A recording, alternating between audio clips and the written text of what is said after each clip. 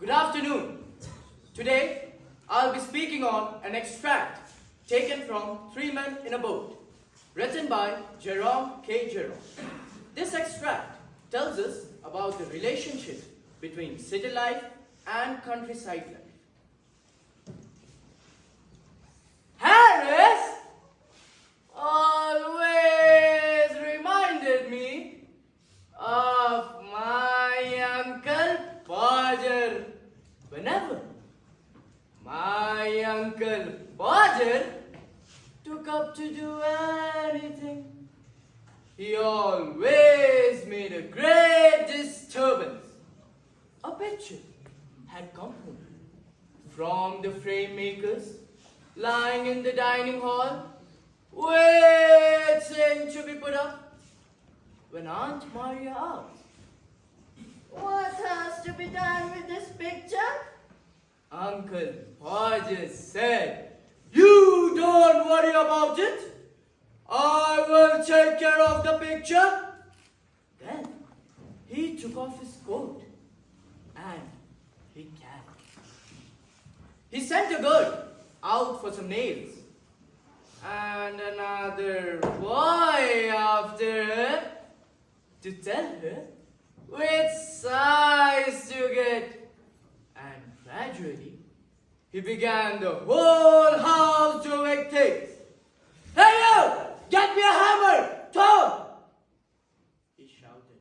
"And you! Get me a ruler, Jen! And I shall have a stepladder, and I better have a kitchen chair too. And well, you run down to Mr. Goggles, and ask him to lend me his spirit level. And when the girl comes back, she has to go out again to get a piece of picture card. And don't you go anywhere, Maria. I need you to be here with me because I need someone to hold the lights for me. And Tom? Where's Tom?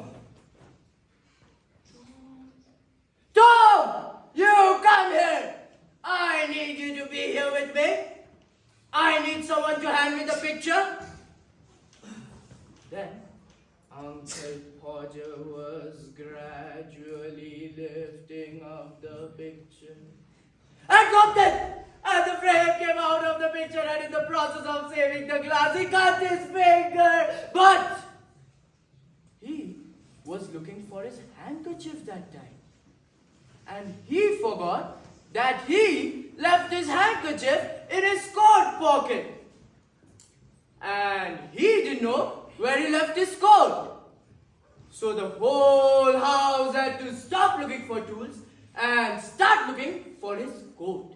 Whereas he just stood up and handed each and every one of them. "Doesn't anybody in the whole house know where my coat is? 6 of you! 1, 2, 3, 4, 5, 6 of you! Cannot find me one coat, which I left not even 5 minutes ago?" Then Uncle Podger got up from his chair and found out that he had been sitting on the coat and called out, "I have found the coat myself. Next time, I'd rather ask a cat now to find me something rather than you 6 foolish people."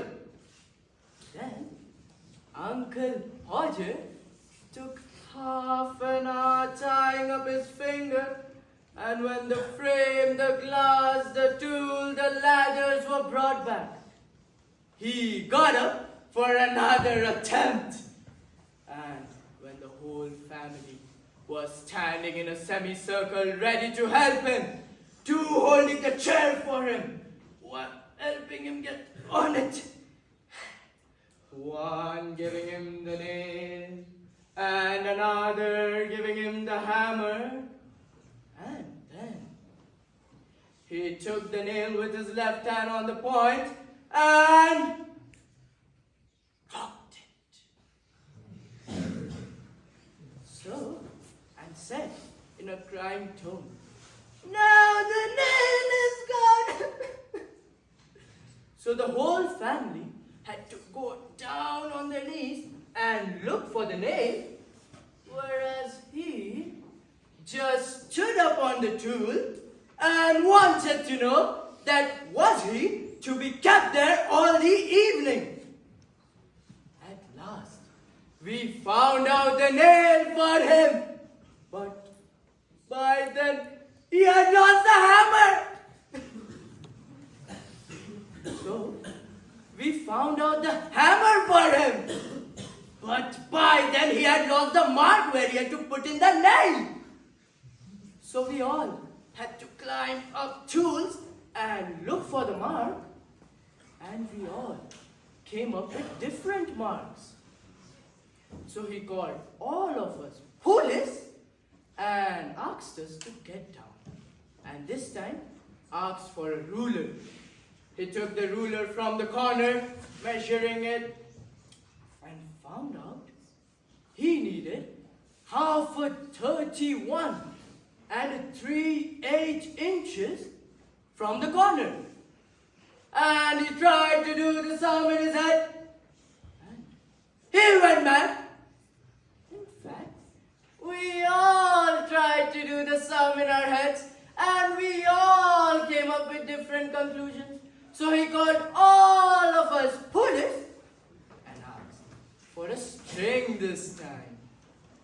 He took the string at a 45-degree angle, trying to reach 3 inches beyond where he could possibly reach, and slid down on the piano and played a fine musical tune when his head and his body hit all the notes at once. This time, Uncle Podger got up for another try. With the new spot fixed, with the nail in his left hand and the hammer in his right hand, and with the first blow, he smashed his thumb. And Aunt Maria said, "Next time, you have to put a picture on that wall. You tell me in advance, so that I can spend a week in my mom's house and come back until you put up one frame." Then Uncle Podger got up for another try, again with the nail in his left hand and the hammer in his right hand, and with the second blow, he smashed the nail directly through the plaster, taking half the hammer with it. And with a force sufficient to flatten his nose against the wall. And then, around midnight, the picture was at last put up. A bit crooked and very insecure. Whereas everyone was wretched and tired, except Uncle Podger. "There you go!" Looking at the disorder he has caused, with evident pride, he said, "Some people must have called a workman to do little things like this."